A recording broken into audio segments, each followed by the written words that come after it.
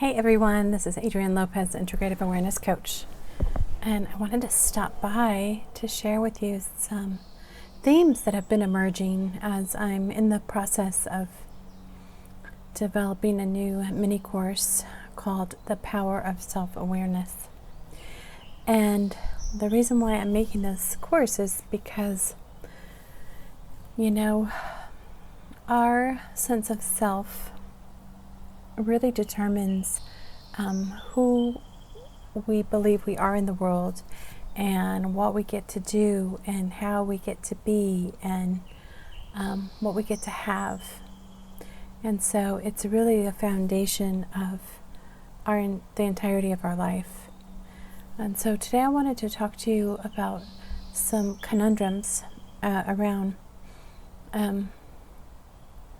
self-awareness, and more particularly what I've been calling self-awareness practices. Now, perhaps the most well-known awareness practice is meditation. And so I wanted to talk to you a little bit about some of the conflicting information and ideas about meditation and what it is, and as like a central path for many into self-awareness. So Eastern wisdom schools and philosophies like yoga and meditation have one of the world's most extensive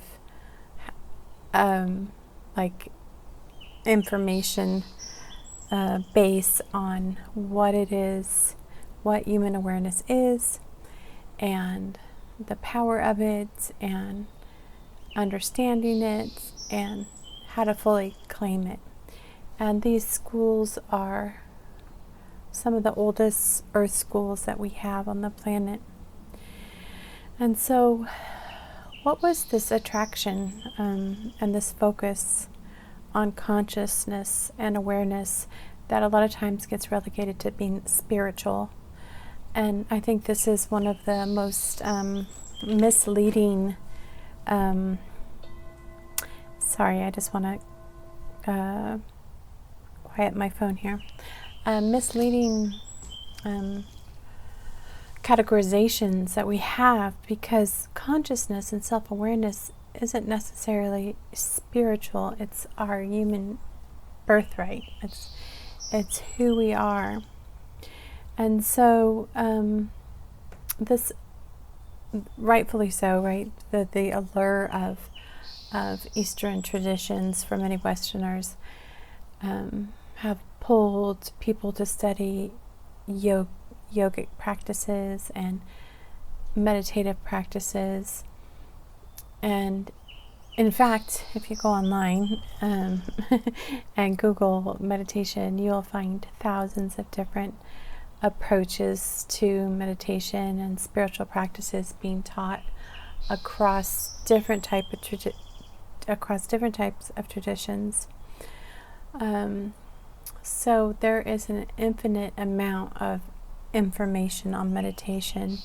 So what I still think there's a lot of confusion about what it is and why you would want to practice it, and the promises of meditation, and then also the places where meditation can only take us so far, so to speak. So it can be overwhelming, to decide, what's the right practice for you, wanting to choose the right one and the most effective one. I know for me that throughout my life, I have a 20-year meditation practice, and in that practice I've jumped from, various schools, learning different approaches to meditation, hoping that I could find, the right one for me. And a lot of what I discovered is that, depending on the tradition, they have a different technique. For example, mindfulness you are encouraged to focus on your breath or observe your thoughts.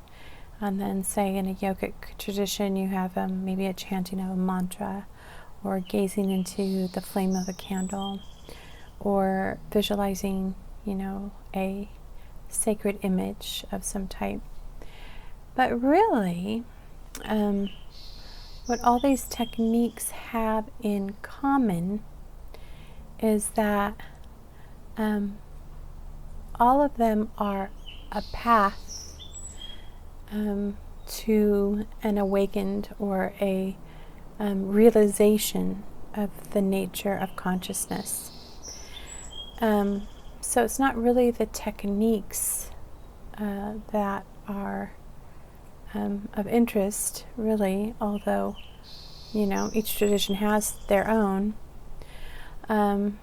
They all promise that eventually, with enough practice, you will open up something through, right? The goal of the practice is to shift your vibration, or your brain waves, or your resonance, your state of being. But through this practice, it takes time to get there. So there's this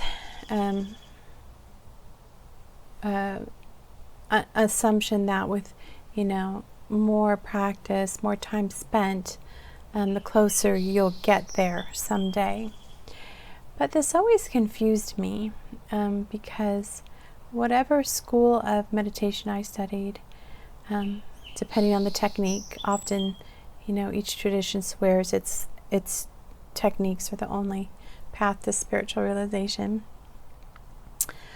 But if that's true, then how did all these other schools survive for so long? It didn't quite make sense. So, to be honest, I really began to question these practices, and if these practices really worked. And if they did, if they worked so well, wouldn't there be a lot more awakened people on the planet right now? If we were going to measure how effective these practices were based on the percentage of people that were actually making a jump to the realization in their consciousness, then these schools would receive, most likely, a failing grade. But all that aside, when you really begin to observe what these techniques and these traditions are really like, the intent behind them, so I noticed that like many sorry, there's a plane going by. Like many practices, they've been appropriated by the ego, and they've become instead a collection of knowledge, instead of a living embodied practice. So people are approaching these practices through the ego, and that's okay, but really, what is stopping? I guess what I'm trying to say is there has to be a more accelerated, direct path, and that's really what I'm about uncovering and sharing and educating people about. So, I have friends, for example, that have been studying under a guru, the same guru for 20 years, and they're still bowing down, and of course with respect for their teachers' experience, but without actually fully embodying it on their own. So to some degree, it's like creating a type of codependency, or placing the power, their power and their own spiritual knowing outside of themselves on an authoritative figure. And another thing that's become clear to me, this year, the last 2 years, since I have turned much of my focus to self-realization and what that means. It's not about trying to get somewhere someday, but more like being awake to where you are in this moment. And so this way we're making space for the fullness, for the real self, for all aspects of our awareness, this natural unconditioned self to show up complete and whole and integrated, or the realization of that. And so although having a teacher or facilitator can be really helpful, it's helped me a lot. So I don't mean to poo-poo meditation teachers at all, but what I am saying is giving you a particular alertness to the seduction of believing that you need a middleman or a middlewoman to access the nature of your own consciousness. And it's not about trying to find the right technique or teacher necessarily. It's more about being able to discover what you believe that teacher or that practice can give you that you don't already have. So for all intents and purposes, the teacher and the practice is a projection that allows the ego to focus on it. But really, that idealized image of the teacher or the ideal practice is just part of ourselves that we haven't learned to own yet. And so we project it out on a person or a practice or a tradition. And so while a meditative practice can be definitely supportive in helping you begin or build on your ability to notice your conditioned over dominant focus on the mental faculty, the ability to think in relating to the world, and it can assist you on accessing your awareness behind that, which is the knower, the consciousness aware of the thinking, not the thinking itself.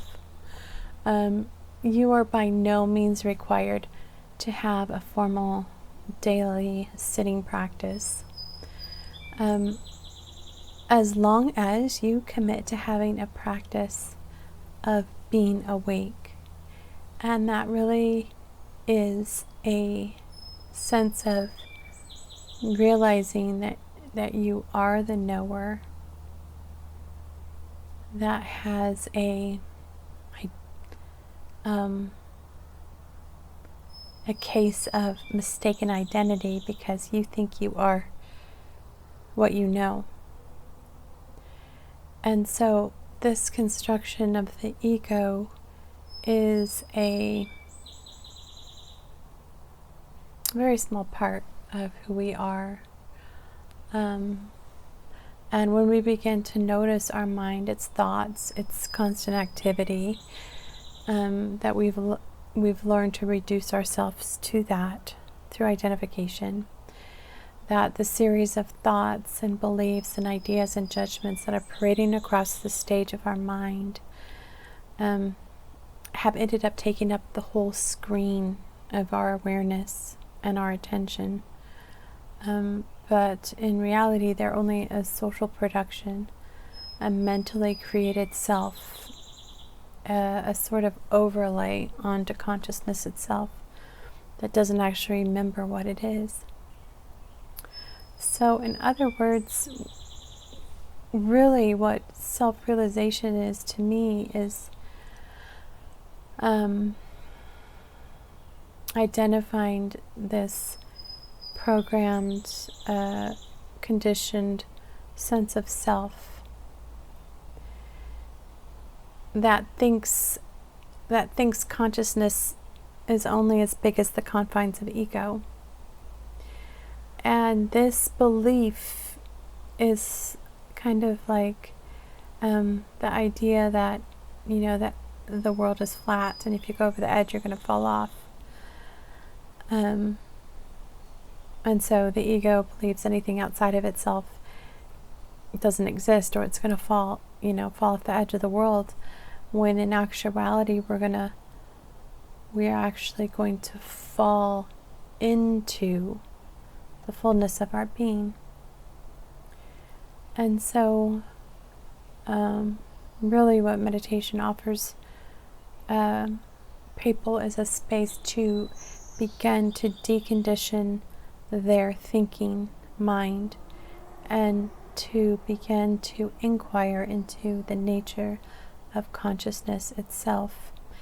And we use self-awareness in order to observe the places that we have constructed mentally, and the places that we live from. And so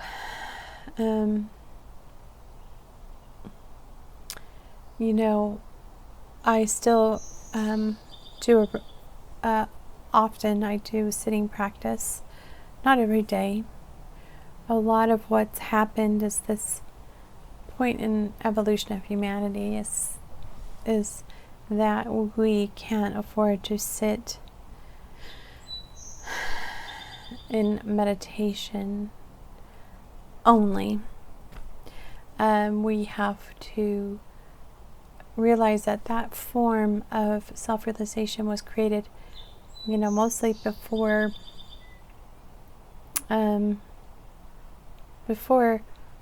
everything. It was the original technology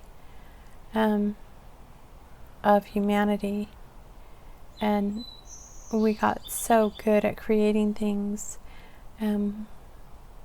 boats and machinery, and and now today so much technology that it's easy to have it covered over. And so really bringing that awareness to everyday activity and noticing where you're relating to the world from. If it's from a belief, and what is that belief telling you? And is it actually true? Really, if you really start to observe that in an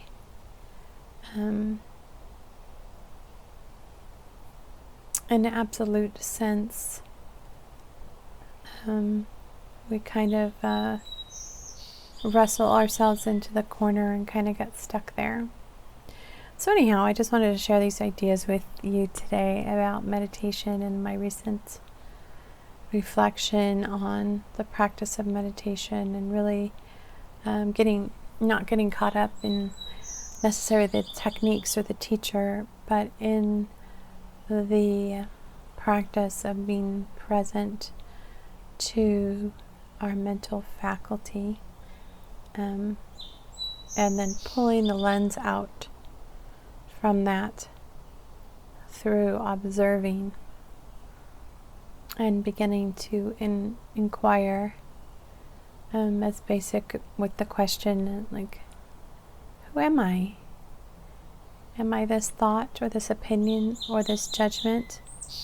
Or is there something larger at play, something more expansive, that is the witness to this creation called my life, that I don't often even question because it's been made to seem so real, so natural, because it has progressed out of a series of collected belief systems that we took on and then forgot.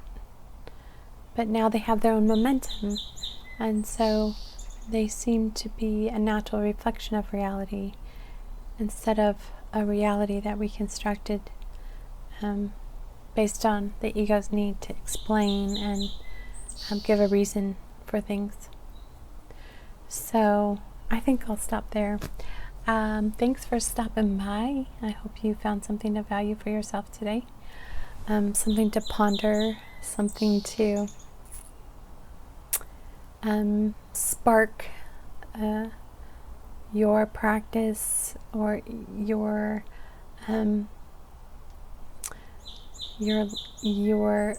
relationship to self-awareness and self-empowerment.